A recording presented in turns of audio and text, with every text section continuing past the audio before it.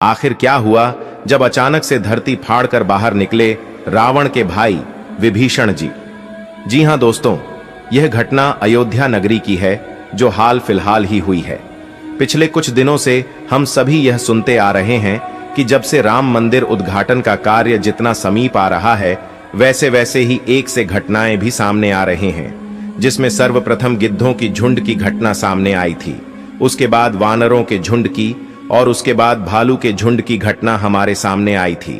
परंतु अब जो घटना सामने आई है वह बहुत ही अविश्वसनीय है, क्योंकि 8 चिरंजीवियों में से एक चिरंजीवी रावण के सगे भाई विभीषण जी अयोध्या में प्रकट हो चुके हैं। इसके बाद लोगों के मन में शंकाएं पैदा हो रही हैं कि यह क्या हो रहा है और आखिर यह कैसे हुआ। यह विचार सभी के मन में आ रहे हैं।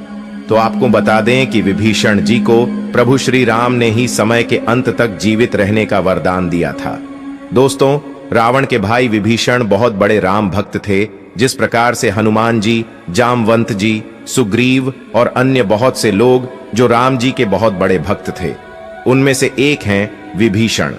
विभीषण जी जिन्होंने प्रभु श्री राम की मदद की थी रावण की मृत्यु करने में, क्योंकि एकमात्र विभीषण जी ही यह जानते थे कि रावण की नाभि में अमृत है, और वही एकमात्र सबूत थे जिन्हें यह पता था कि वह अमृत सिर्फ और सिर्फ रावण की नाभि में है और रावण सिर्फ वही वार करने से मरेगा। अगर विभीषण जी उस वक्त श्री राम का साथ नहीं देते तो हो सकता था आज रामायण का इतिहास कुछ और होता। दोस्तों, महर्षि विश्रवा को असुर कन्या कैकसी के संयोग से 3 पुत्र हुए, जो कि रावण, कुंभकर्ण और विभीषण थे। विभीषण विश्रवा के सबसे छोटे पुत्र थे। विभीषण बचपन से ही धर्मपरायण और भगवान का भक्त था।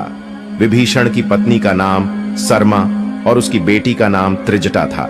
एक बार तीनों भाइयों ने बहुत दिनों तक कठोर तपस्या करके ब्रह्मा जी को प्रसन्न कर लिया। ब्रह्मा ने प्रकट होकर तीनों से वर मांगने के लिए कहा। रावण ने अपने महत्वाकांक्षी स्वभाव के अनुसार ब्रह्मा जी से त्रैलोक्य विजयी होने का वरदान मांगा। कुंभकर्ण ने इंद्रासन की जगह गलती से निंद्रासन मांग लिया, इसलिए वह वर्ष में बस 1 दिन के लिए ही जागता था। अंत में विभीषण ने उनसे भगवत भक्ति की याचना की। तपस्या से लौटने के बाद रावण ने अपने सौतेले भाई कुबेर से सोने की लंकापुरी को छीनकर उसे अपनी राजधानी बनाया और ब्रह्मा के वरदान के प्रभाव से त्रैलोक्य विजयी बना। विभीषण भी रावण के साथ लंका में रहने लगे। रावण ने जब सीता जी का हरण किया, तब विभीषण पराई स्त्री के हरण को महापाप बताते हुए सीता जी को श्री राम को लौटा देने की सलाह देकर हमेशा धर्म की शिक्षा देता था, लेकिन रावण उसकी एक नहीं सुनता था। अंत में रावण ने उसे लंका से निकाल दिया। दोस्तों, जब हनुमान जी सीता की खोज करते हुए लंका में आए, उन्होंने श्री राम नाम से अंकित विभीषण का घर देखा। घर के चारों ओर तुलसी के वृक्ष लगे हुए थे। सूर्योदय के पूर्व का समय था। उसी समय श्री राम नाम का स्मरण करते हुए विभीषण जी की निद्रा भंग हुई। राक्षसों के नगर में श्री राम भक्त को देखकर हनुमान जी को आश्चर्य हुआ। 2 राम भक्तों का परस्पर मिलन हुआ। हनुमान जी ने उनसे पता पूछकर अशोक वाटिका में माता सीता का दर्शन किया।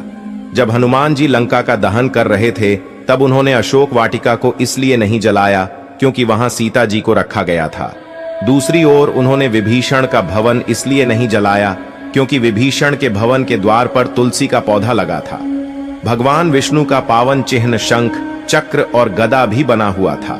सबसे सुखद तो यह कि उनके घर के ऊपर राम नाम अंकित था। यह देखकर हनुमान जी ने उनके भवन और मंदिर को नहीं जलाया। रावण के निकाले जाने के बाद विभीषण के पास और कोई चारा नहीं था। वे प्रभु श्री राम की शरण में चले गए।